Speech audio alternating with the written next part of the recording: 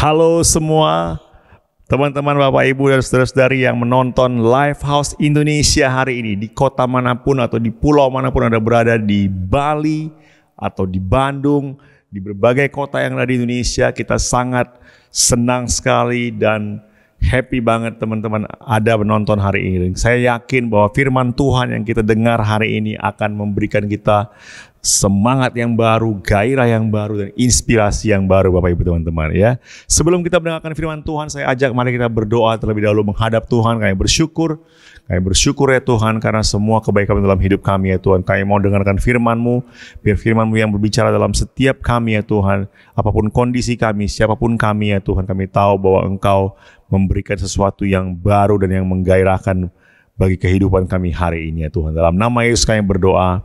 Amin. Ya, judulnya hari ini adalah apa yang dilakukan saat kamu tidak tahu apa yang harus dilakukan. Ya, apa yang dilakukan saat kamu tidak tahu apa yang harus dilakukan. Bahasa Inggrisnya bilang what to do when you don't know what to do. Ya, di situasi seperti sekarang ini yang pandemi dan mungkin sudah 1 tahun lebih ya, kadang-kadang kita mengalami seperti ini, kita nggak tahu saya harus ngapain lagi ya. Situasi berubah dengan demikian cepat dan kita mencoba berbagai hal, tapi mungkin kita ada beberapa di antara kita yang mungkin nggak tahu apa yang harus kita lakukan.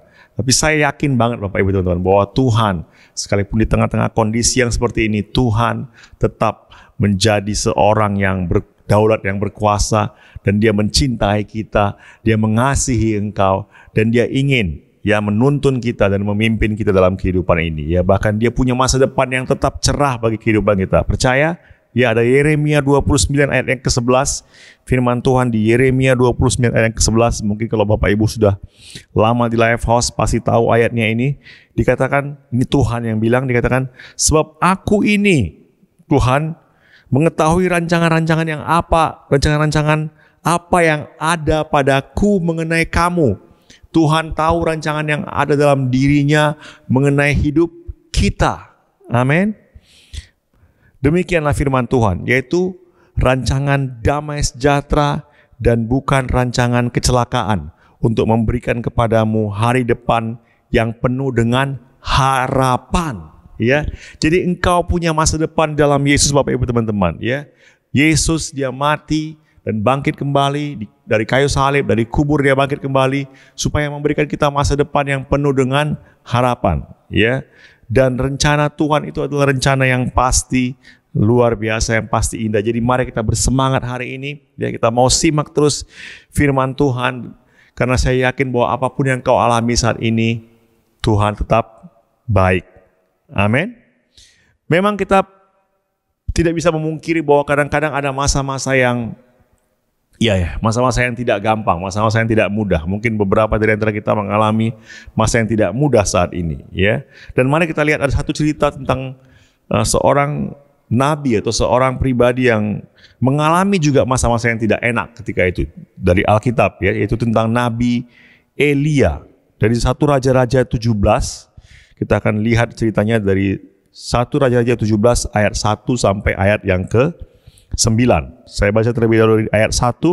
Dikatakan, lalu berkatalah Elia orang Tisbe dari Tisbe Gilead kepada Ahab, demi Tuhan yang hidup, Allah Israel yang kulayani, sesungguhnya tidak akan ada embun atau hujan pada tahun-tahun ini kecuali kalau kukatakan. Jadi dikatakan bersama bahwa beberapa tahun tidak akan ada hujan. Ya, kalau tidak ada hujan berarti tidak ada panen, tidak ada makanan. Setuju? Ya, dan kalau tidak ada makanan kan berabe ya. Wah, gawat nih nggak ada makanan. Kita di Bali, puji Tuhan, kita punya kesuburan yang bagus ya, dan ada banyak makanan enak di sini ya. Ada banyak banget, mau cari makanan Bali banyak banget, makanan Jawa banyak banget, makanan bule banyak banget, Chinese banyak banget. Jadi kita berlimpah makanan ya. Kok jadi bahas makanan saya ya. Tapi ketika itu dikatakan bahwa di Israel selama bertahun-tahun akan terjadi kekeringan, dan akibatnya akan terjadi juga kelaparan ya. Kita pernah, atau mungkin sampai sekarang barangkali ya, kita pernah mengalami ketika dulu namanya masih PSBB, pembatasan sosial berskala besar, atau sekarang disebut PPKM. restoran ditutup, semua ditutup, mall ditutup jam 6 atau jam 7 kalau nggak salah. Dan kita, waduh, saya mau makan kemana malam-malam ini gitu ya. Restoran jam 6 udah mulai tutup, udah mulai beres-beres last order, dan kita nggak bisa makan di luar seperti biasa yang mungkin bisa pilih berbagai restoran ya. Tapi ya itu saja sudah membuat kita mungkin dulu merasa tidak nyaman atau tidak enak Bapak Ibu teman-teman. Tapi bayangkan di Israel ketika itu bukan cuma berminggu-minggu, bukan cuma berbulan-bulan, tapi bertahun-tahun akan terjadi kekeringan dan juga kelaparan ya. Dan saya ingat ketika dulu di awal pandemi, Pastor Rod, ya senior pastor kita, membilang seperti ini bahwa oke, kita sekarang menghadapi musim yang baru, pandemi, dan mungkin ini, saya lihat ini bukan suatu yang hanya hitungan hari atau hanya hitungan minggu atau hanya hitungan bulan, tapi ini bisa lama. Ya, jadi bersiaplah untuk menghadapi ini, cari sesuatu yang baru, yang tepat, yang cocok untuk menghadapi situasi seperti ini. Nanti saya akan bahas lebih lanjut ya. Dan kita coba lihat di ayat yang kedua. Ayat yang kedua dikatakan, kemudian datanglah firman Tuhan kepadanya, kepada Elia. Dikatakan, jadi pergilah dari sini katanya, berjalanlah ke timur dan bersembunyilah di tepi sungai Kerit. Jadi ada sungai namanya Kerit di sebelah timur sungai Yordan. Dan ini sesuatu yang luar biasa Bapak Ibu teman-teman.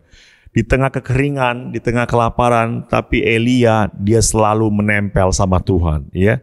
Dia selalu tetap dekat kepada Tuhan dan mendengar suara Tuhan dan mentaati suara Tuhan tersebut, Bapak Ibu teman-teman. Dia memang lagi kekeringan, tapi dia tetap mentaati Tuhan. Lalu kita lihat coba lanjutannya di ayat yang keempat. Engkau dapat minum dari sungai itu. Jadi Tuhan di tengah kekeringan, bayangkan, kepada seorang pribadi bernama Elia yang selalu mendengarkan suara Tuhan, Tuhan menyediakan air minum dari sungai. Jadi melimpah, tetap banyak Bapak Ibu teman-teman. Dan burung-burung gagak telah kuperintahkan untuk memberi makan engkau di sana. Jadi nggak cuma minuman yang Tuhan sediakan di sungai, tapi bahkan Tuhan kirimkan burung gagak katanya untuk memberikan makanan. Ya. Untuk memberikan dia semuanya. Jadi dia bisa santai di tepi sungai. Karena nggak perlu masak, nggak perlu siapkan segala macam. Burung gagak yang akan makan. Mungkin burung gagak yang mungkin hari ini ngantar nasi goreng. Besoknya mungkin ngantar pecel lele. Besok lagi ngantar burger. Pokoknya dia diantarin makanan Bapak teman-teman. Ya. Dan kita yakin Bapak Ibu teman-teman, kalau kita saat ini di tengah-tengah musim yang mungkin kurang menentu saat ini, saya yakin banget kalau kita tetap mendekatkan diri kepada Tuhan, maka Tuhan juga akan mengerjakan sesuatu yang baik di dalam kehidupan kita. Ya, kita bisa melihat bahwa penyertaan Tuhan terjadi di sini ya, di dalam kehidupan Elia terjadi penyertaan Tuhan. Amin. Jadi Tuhan bilang pergi ke sana dan dia pergi. Tuhan menyediakan makanan, ya. Tuhan ingin tetap memberkati kita, amin. Tuhan ingin tetap menyediakan apa yang kita butuhkan, bahkan di saat-saat yang terjadi kekeringan sekalipun saya yakin banget bahwa Tuhan ingin selalu memberkati dan menyediakan bagi kita. Ya, itu sebabnya kita percaya bahwa karena kita percaya bahwa Tuhan akan menyediakan, kita memberikan persembahan, kita memberikan persepuluhan kepada Tuhan, karena firman Tuhan katakan bahwa ketika kita menabur maka kita akan menuai. Amin. Ya. Jadi kita coba bayangkan seorang Elia, dia di tengah-tengah bencana kekeringan, dia tetap bisa hang out di tepi sungai, ya. Dia tetap bisa minum kapan saja dari sungai karena dia tetap mengalir, dan tinggal tunggu mungkin pagi burung gagak ngantar, siang burung gagak ngantar, malam mungkin atau sore burung gagak ngantar lagi, ya. Firman Tuhan di ayat yang kelima kita lanjutkan. Lalu ia pergi dan melakukan seperti firman Tuhan. Ia pergi dan diam di tepi sungai Kerit di sebelah timur sungai Yordan. Pada waktu pagi dan petang burung-burung gagak membawa roti dan daging kepadanya. Jadi ternyata makanannya bukan nasi goreng dan pecel lele ya, tapi roti dan daging. Jadi mungkin kayak burger barangkali. Dan ia minum dari sungai itu. Ya, dia tetap mendapatkan supply dari Tuhan. Dan saya berdoa supaya kita juga mendapatkan tetap supply dari Tuhan. Amin. ya. Saya berharap bahwa kita semua mengalami masa-masa yang seperti ini. Tapi barangkali ada dari antara kita yang tidak mengalami saat seperti ini, ya. Coba kita lihat, lanjutkan ayat ceritanya, karena ini belum selesai. Kita lihat di ayat yang ke-7. Tetapi sesudah beberapa waktu, sungai itu menjadi kering. Sebab hujan tiada turun di negeri itu. Ternyata Elia juga mendapatkan imbas dari situasi tersebut, Bapak Ibu teman-teman. Ya, dia mendapatkan imbas. Sudah berapa waktu? Jadi mungkin dia sempat enak, mungkin berapa minggu atau berapa bulan. Waduh, ini asik banget nih. Saya nggak perlu masak, nggak perlu, tinggal minum, tinggal makan. Tapi ternyata dia juga terpengaruh atau mendapatkan dampak dari situasi kekeringan saat itu. Ya, tapi orang yang menempel pada Tuhan, orang yang tetap mendekat kepada Tuhan, saya yakin Tuhan tidak akan pernah biarkan. Kalau engkau menempel kepada Tuhan, kalau engkau tetap bergantung kepada Tuhan, mengandalkan Tuhan, saya sangat yakin bahwa Tuhan tidak akan pernah meninggalkan engkau. Tuhan tidak akan pernah meninggalkan atau membiarkan engkau, Bapak Ibu teman-teman. Karena Tuhan memberikan suatu arahan yang baru, instruksi yang baru kepada Elia setelah itu. Ini sangat menarik ceritanya, Bapak Ibu teman-teman. Ya, ayat 8, perhatikan. Kita akan lanjutkan ceritanya. Maka datanglah firman Tuhan kepada Elia. Ayat 9 katakan, bersiaplah.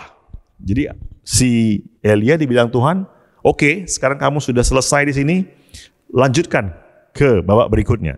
Bersiaplah, pergi ke Sarfat yang termasuk wilayah Sidon, dan diamlah di sana. Ketahuilah aku telah memerintahkan seorang janda untuk memberi engkau makan. Wow, luar biasa ya. Jadi Elia tetap bergantung kepada Tuhan. Dia tetap mendengar suara Tuhan. Dia tetap seperti kita sekarang journaling, membaca dari firman Tuhan, mendengar dari Tuhan, Bapak Ibu teman-teman. Dan dia tidak, mungkin dia bilang, aduh Tuhan, bisa saja si Elia bilang seperti ini. Kan tadi saya udah asik-asik Tuhan di sungai Kerit, minum, burung gagak mengantar. Kok sekarang dibiarin kering Tuhan? Mungkin dia bisa saja ragu sama Tuhan, sama kebaikan Tuhan. Mungkin dia bisa saja mengeluh, atau mungkin ya udah deh, saya cari aja deh cara saya sendiri, ya. Tapi Elia sangat luar biasa. Dia tetap bergantung kepada Tuhan. Dia tetap mendengarkan suara Tuhan dan mengikuti instruksi dari Tuhan. Ya. Dan kalau teman-teman tahu apa yang terjadi selanjutnya di Sarfat tersebut, bahkan terjadi mujizat yang bahkan lebih luar biasa lagi, ya. Ada seorang janda yang dia temui itu yang sudah mau mati karena makanan sudah habis. Pokoknya ini makanan terakhir dan setelah ini ya kami mati sama anaknya, ya. Tapi teman-teman nanti baca di Alkitab, terjadi mujizat yang wow, yang sangat luar biasa. Bahkan si Elia makan, janda tersebut makan, dan bahkan anaknya makan, dan itu terjadi berketerusan, ya, sangat luar biasa lagi. Dan saya yakin banget bahwa ada mujizat yang bisa terjadi dalam kehidupan kita, ya. Miracle atau mujizat itu bisa terjadi kalau kita tetap percaya kepada Tuhan, ya. Jadi walaupun sungai yang kita mungkin selama ini andalkan kering, ya, tapi jangan khawatir, tetap ikuti arahan dari Tuhan, karena Tuhan tidak hanya bisa membukakan berkat dari sungai yang satu, tapi dia juga bisa membukakan berkat dari tempat yang lain, berkat dari orang yang lain, berkat dari sumber yang lain, Bapak Ibu teman-teman. Jangan kehabisan harapan, jangan kehabisan akal, dan jangan kehabisan iman kepada Tuhan. Amin. Tetap bergantung kepada Tuhan. Amin, Bapak Ibu teman-teman, ya. Kita akan lihat beberapa poin, ya, ketika sungai kering, ketika sumber kita, ketika mungkin sepertinya pengharapan kita mulai surut atau bahkan mungkin mulai hilang, apa yang kita harus lakukan? Yang pertama, perhatikan, mari tetap percaya kepada Tuhan tentang apa yang terjadi selanjutnya. Let's trust God for what's next, ya. Tetap percaya kepada Tuhan apa yang terjadi selanjutnya. Iman kita memang kadang-kadang mungkin mudah atau mungkin kuat ketika mungkin situasi sedang enak. Kita tahu apa yang terjadi selanjutnya, ya. Tapi sebenarnya bahwa ujian iman yang terbesar terjadi ketika kita nggak tahu apa yang terjadi selanjutnya. Disitulah sebenarnya masa-masa di mana iman kita diuji, Ya, saya sering kadang-kadang mengajak anak-anak saya pergi berenang, ya, pergi berenang. Dan setelah pergi berenang, kayak kemarin hari Senin kalau nggak salah, ya pokoknya baru-baru ini, saya mengajak mereka pergi ke makan sushi. Dan saya bilang, ayo kita pergi ke makan sushi. Dan saya melihat anak saya, Caca di sebelah kiri dan Rara di belakang, ya, mereka tidak sibuk mengatur saya, atau mungkin tidak sibuk bertanya-tanya tuh, Pak, Dedi, nanti di depan ini belok kemana, nanti di depan ini belok kemana, saya akan sampai kapan dan segala macam, ya. Mereka tetap tenang aja. Kalau Rara ketika itu habis berenang malah dia tidur di belakang, ya, dan Caca dia asik dengan mungkin chatting dengan temannya, pokoknya dia tetap saja santai di kursi di sebelah. Dan saya bayangkan seperti itulah sebenarnya sikap kita ketika kita bergantung kepada Tuhan. Amin. Saya nggak bilang bahwa kita jadi tidur atau kita jadi malas-malasan ketika mengikut Tuhan, enggak. Tapi si anak tersebut, Caca dan Rara, dia percaya, ya, bahwa dia akan sampai ke tempat sushi dan makan sushi yang enak. Dia tidak sibuk menanyakan kita lewat mana, kita mau kemana, selanjutnya kemana, enggak. Dia duduk di mobil, dan ketika sampai di tempat dia bisa melihat, yeay, saya sampai ke tempat sushi dan saya mau makan. Amin. Dan kadang-kadang kita perlu, atau mungkin sering sekali kita perlu bersikap demikian kepada Tuhan. Amin. Ya, kita memang perlu bikin planning, kita perlu bikin strategi dan segala macam. Tapi kepada Tuhan sendiri, ya, hati kita perlu tetap tenang. Tuhan, aku percaya bahwa Engkau akan membawa aku ke tempat yang Engkau inginkan, ke tempat yang Engkau tuju, di mana di sana ada berkat Tuhan, di mana di sana ada kesejahteraan. Dan kita tidak sibuk bertanya sama Tuhan, bagaimana ini, bagaimana itu, dan kita akhirnya bingung sendiri, dan akhirnya kita tidak menikmati sukacita dan damai sejahtera yang dari Tuhan. Amin. Ya, jadi kenapa Caca dan Rara mereka bisa tenang waktu di mobil? Karena mereka kenal dekat siapa yang menuntun mereka. Karena mereka kenal dekat siapa Dedi mereka yang membawa mereka menyetir. Dan mari kita juga perlu mendekat kepada Tuhan yang menuntun kita, supaya kita lebih tenang, supaya kita lebih sejahtera. Kita mengenal siapa Tuhan yang membimbing kita. Amin. Ya. Dahulu di awal-awal pandemi tahun 2020 awal, di Februari dan Maret, terus terang kami di keluarga, Kak Cici dan saya sempat agak sedikit waduh gimana ini ya, sepertinya bisnis mulai agak sedikit menurun atau ya mulai menurun, ya. Tapi kita tetap percaya sama Tuhan dan kita bilang, ya, kita atur yang mungkin bisa diatur, tapi kita tetap berserah kepada Tuhan.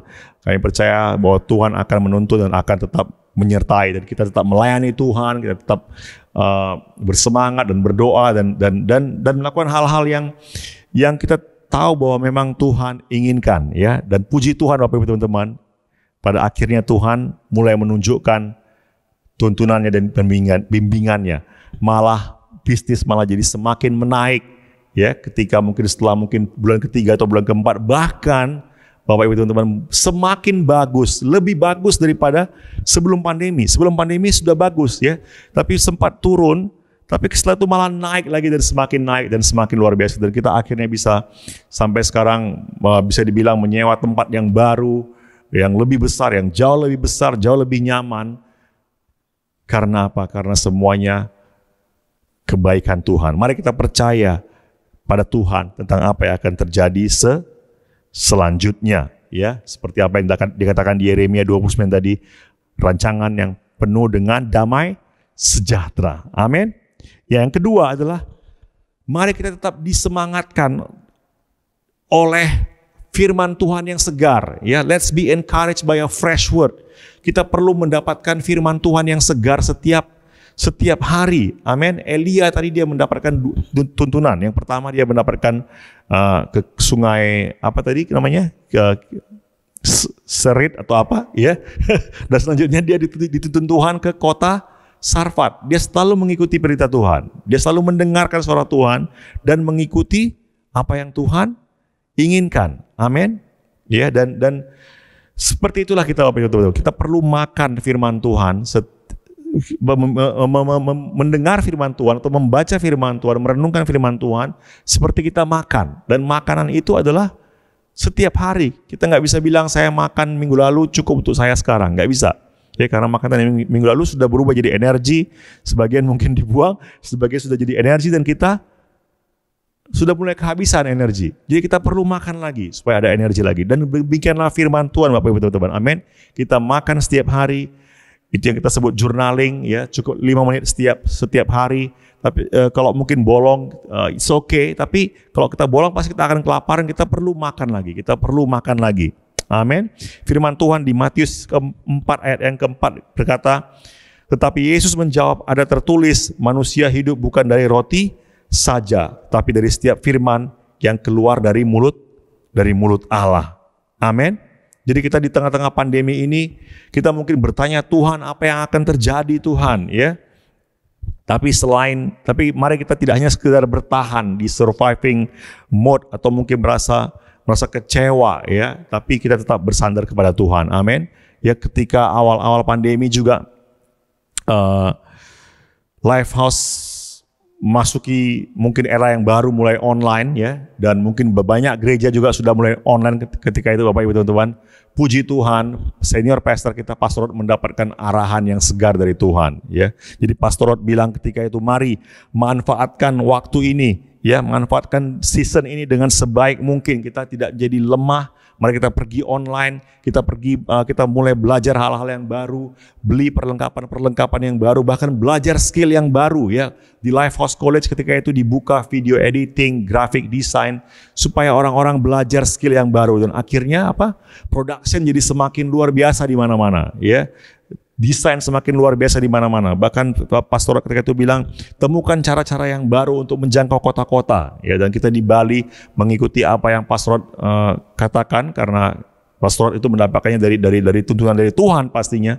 Dan puji Tuhan saat ini kita bisa melihat bagaimana, ya, Lifehouse di Bali semakin berkembang. Ya, kita punya sekarang Lifehouse di Gianyar yang kemarin ketika kebaktian offline, ada mungkin sekitar 10 orang datang dan bersemangat mengerjakan Lifehouse Gianyar. Kita punya sekarang Miss Sarah, ya, teacher kita di Manado, ya, yang mengajar bukan hanya sekedar bahasa Mandarin tapi juga sekarang bahasa Inggris. Dan kita tahu bahwa itu tidak akan pernah bisa terjadi atau mungkin akan sulit terjadi kalau kita tidak mengikuti arahan Tuhan yang diberikannya ketika di awal 2020 ketika pandemi kemarin, teman-teman. Jadi ikuti arahan dari Tuhan. Amin. Ikuti dari arahan dari Tuhan. Dan Tuhan bisa menggunakan setiap season, setiap masa dengan luar biasa, dengan cara Dia ingin berbicara kepada kita sesuai dengan season tersebut. Amin.